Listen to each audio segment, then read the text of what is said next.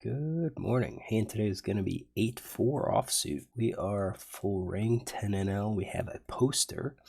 Doesn't really matter. We look around the table. We can see that several players are short stacked. Don't know if they bought in short stack. This guy did. Bought him for 50 and he posted, so we know that. But anyways, we've got somewhat of an odd hand. So I fold, no big surprise. And then we get a min raise here, villain 4. And then you get a raise to 3 big blinds. I guess that would technically be a min raise here. Then you get a call from the small blind and a call from the min raiser. And you look at this hand, you've got basically 2 shorter stacks playing. So first off, just a 2 big blind raise first in. That's very strange. You don't normally see that. And then the min raise, you almost never see that. At least not pre-flop, where they raise it to 2 and then you have the min raise to 3. On the flop, you might have a c-bet, like let's say a 3 big blind. That's like a half pot c-bet and someone raises to 6. You could see that, but nothing like this. So this guy's playing 50% of hands. We don't have many hands on him, just 6 hands. So I'm just going to say with this raise, when I see something like that, it looks something crazy. I'm going to exclude the big hands here because I think most of the big hands would have really raised more reasonably. So at least that, I think he would have raised, upwards of 3 big blinds, not the 2. So you've got a range like this. That's about all we can do. Again, no note on him. And then you get the min raiser. And the min raiser, we've got a 3-bet range of 10s, king, queen off, jack 10 off. So we need to have those. He could have just called. So I think the raise is going to be something stronger. I'm questioning whether to include all of the suited aces or not. Probably not, and just go with the range like this. I think queens plus ace king could be raising larger. Instead of just making the min raise, they might be able to raise it up to 5 or 6, maybe 7. But this has the hands that at least the notes say he made his 3-bet with. So we're going to go with this range for him. And then our caller, again, we've got 1 hand on him so far for the stats, but we had called 3 bets out of position with ace queen suited, queen jack suited. So that's important because I would have kind of included the ace queen suited as a 3-bet range, or actually a 4-bet range. Not anymore. So I think queens plus ace king could be a 4-bet here. And that ensures that we have ace queen suited here in his calling range.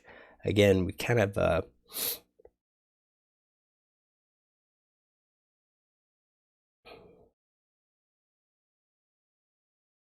that's it. This is the range. I kept this was this guy. This ace queen. We had queens. I said the 4-bet would be kings and kings plus ace king. I think this is a player that probably in this spot, I think you'll see a lot of suited aces call here. But again, it's just heavily skewed towards pocket pairs. We're keeping the suited aces in now because we know we have notes on him that says that he plays them, but I just think generally a looser player would make a play with suited aces. We don't have to, but we're going to do that. And then the split player calls, and I think he's calling with his entire range that he made the min raise with. So we see a flop of queen jack 5.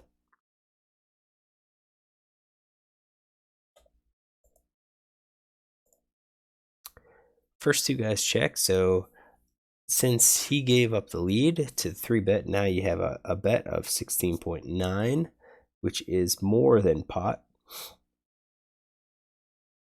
That puts this player all in. So the question is, once it goes checks to him, what is he doing that with? Would he do that with sets in 2 pair? Maybe.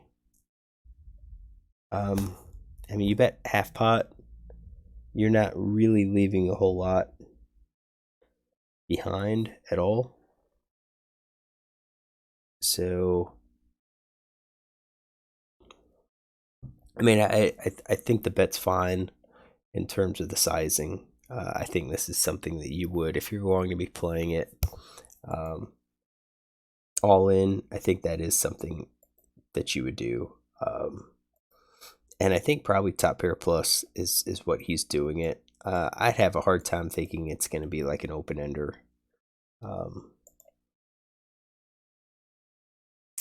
So yeah, I think top pair plus. I'm just struggling to think if he had a set or a two pair, would he bet less to try to entice players in? I'm going to say no. If this guy's used to playing a short stack, he's probably shoving here with sets and two pair along with his open enders. So yeah, we'll leave his open enders in there too. We'll actually color code it so we can get an idea of the breakdown. All right, so now he comes over the top, which is interesting. So he check, and then raised. And I bet this guy's going to fold. Yep. All right, so let's just get him out of here.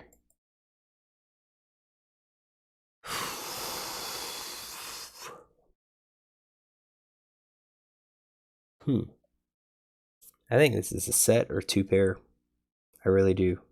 I don't think top pair is going to be doing that. I don't think top pair has a reason to do that with ace, queen, king, queen.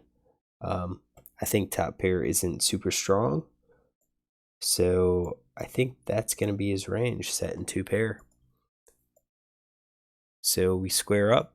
We run it out, 7-6. 7-6 of clubs. And you've got ace, queen. So he did have the top pair.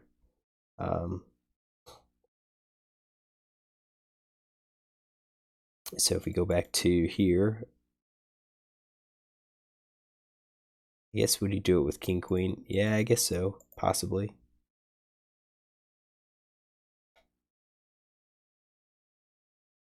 Okay, and then we have tens for him. No, and we excluded that. Because that's a pocket pair less than the second card. And if he does that, then he's including those other ones too. All right, so interesting hand, interesting aggression. I'm going to add a note to this guy. We don't know what he has, but this is EP3. So RFI 2 big blinds in EP3 and call buttons min raise 3-bet.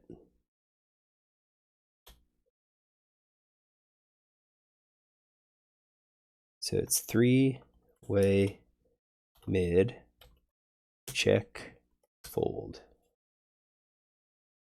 On queen of clubs, jack diamonds, 5 of spades. Okay, so we've got him.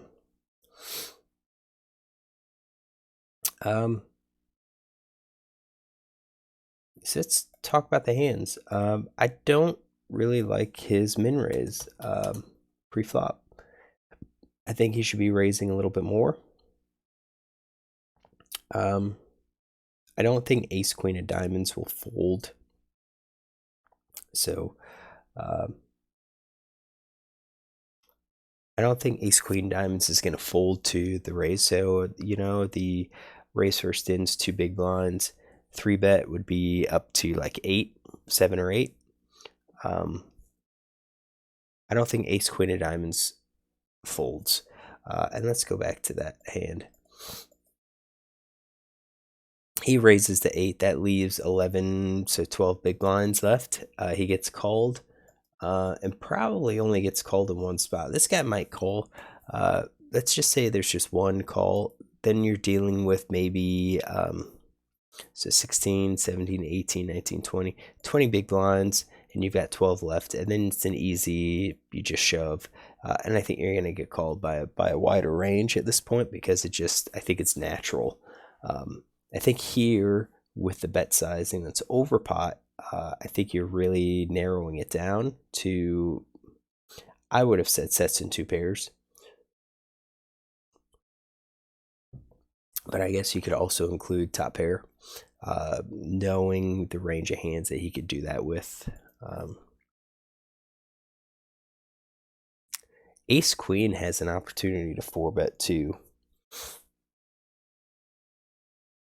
I think with Ace Queen, he min raises the 3. I think you raise this up to 10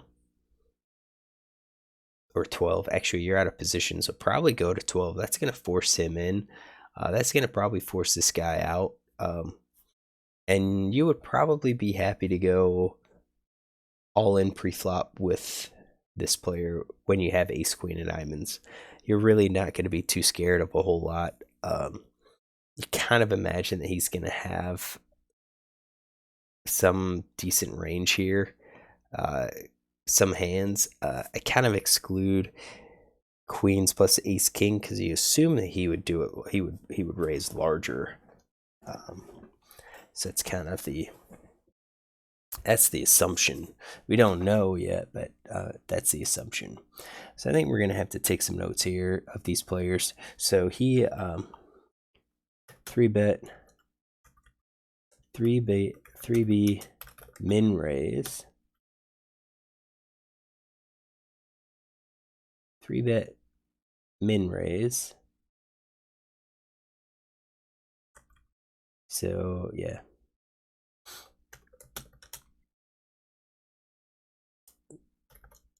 So he 3-bet a 2 big blind RFI. He 3-bet, we'll say EP3.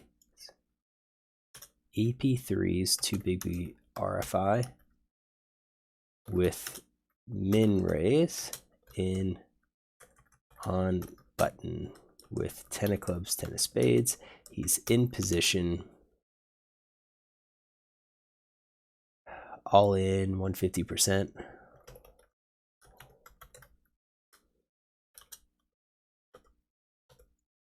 I think that would be appropriate.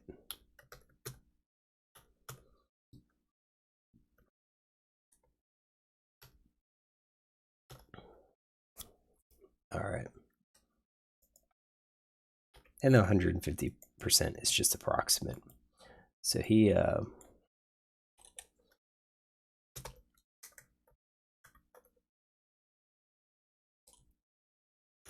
cold call, 3 big blind, 3-bet, min raise.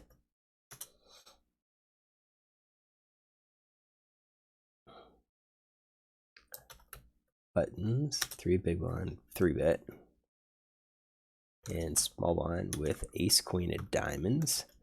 3-way out of position. Check. Raised.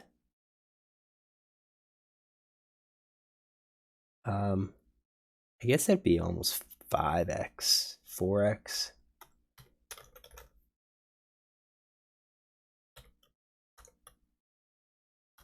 All right, I think that'll be okay. I think it's sufficient to see the check raise came with the top pair, top hand. I guess we could say check rise 4x all in versus 150% all in c-bet. We'll do that. All right, so we talked about tens. Queens, again, we could raise. What about the flop? I can understand his bet. I think this hand is probably too weak to do that with. Let's go back here, check out valued bluffs. I think normally with the c-bets you go 2-to-1 bluff to value ratio. I don't think you'd necessarily do that. You have that breakdown here when you're shoving with all in. You know, the idea with the bluff with that 2-to-1 is that on the turn you narrow it down to basically 1-to-1, and you keep kind of your hand range keeps getting stronger and stronger and stronger. I think you still need some bluffs here. I think it's probably closer to about that 2-to-1 value to bluff range when you make this move. At least that's a feel. That's just kind of like how I would feel it. So if he has two pair in a set here, that's going to be his value range. And we could probably also add ace queen, which I think is probably appropriate. And we could say king queen. Then at 34%, we're going to need maybe about 17% bluff range. So I think open ender could be there. Not sure if I would do the gut shot. I think the open ender is pretty strong. I think if we do the gut shot, then we're looking at like a 2-card backdoor flush draw, and you're already having like king 10 here is also doing the backdoor flush draw. I think here you could do your queen 10, jack 10, 10 9. Probably ace jack as your backdoor flush draws, king jack as well, I think.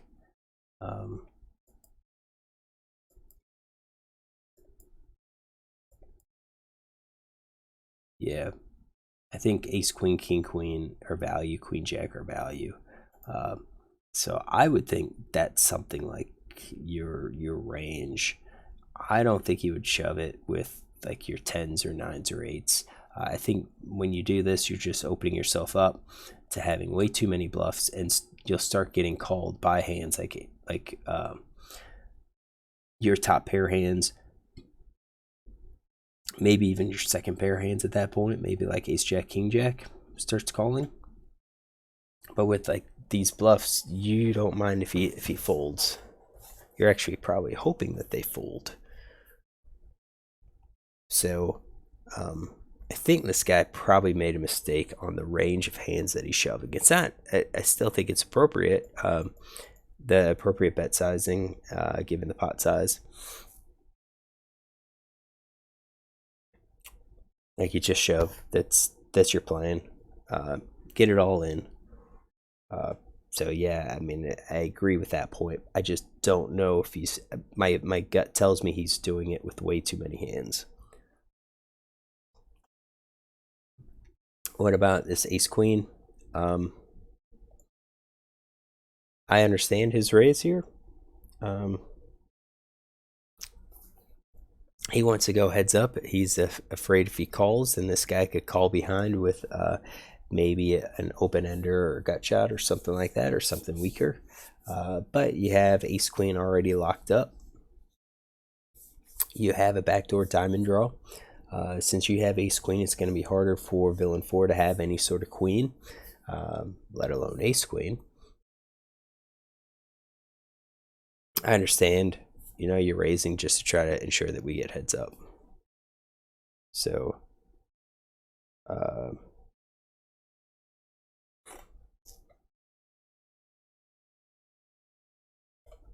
right, so I think we're just gonna end it here. We kind of worked through some ranges, saw some odd play here with the hands. Wasn't quite sure he would do that with top pair, but I guess he would. So kind of assumed he was going to be stronger, but I also thought he would be stronger too. So all right, let's end it here. If you enjoyed the hand, look tomorrow for another.